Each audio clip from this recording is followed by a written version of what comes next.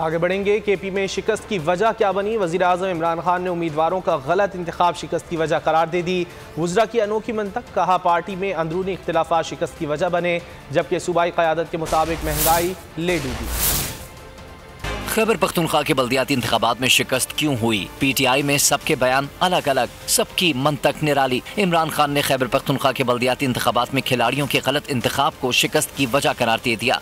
ये भी कहा कि अगले मरहले की निगरानी वो खुद करेंगे। वफाकी वज़रा के मुताबिक अंदरूनी झगड़े हार की वजह बने, मगर खैबर पख्तूनख्वा की क़यादत महंगाई को कम वोट पड़ने की वजह बता रहे हैं। महंगाई इशू है, बिल्कुल है। लोगों ने पहले से भी कहा कि महंगाई है, हमें इस चीज़ का एहसास भी है और इंशाल्लाह कोशिश करेंगे कि 3-4 महीनों में महंगाई का ग्राफ नीचे आ जाए। असल मसला है जिसका हमें पहले भी एहसास था और अभी वाकई हमें ज़्यादा हुआ है। महंगाई की वजह से लोगों को काफ़ी परेशानी है। तहरीक इंसाफ की मरकजी क़यादत तो खैबर पख्तूनख्वा की क़यादत से भी मुत्तफिक नहीं। शहबाज गिल और शिबली फराज अंदरूनी झगड़ों को हार की वजह करार दे चुके। पीटीआई वर्सेस पीटीआई न होती तो मेरा ख्याल है कि हम अभी जो 16 अजला में हुए हैं उसमें से हम आसानी से 14 में ले सकते थे। ज्यादातर जगहों पर पीटीआई ही पीटीआई के खिलाफ लड़ रही थी, मल्टीपल उम्मीदवार पीटीआई के लड़ रहे थे, जिसकी वजह से पीटीआई का वोट तकसीम हुआ।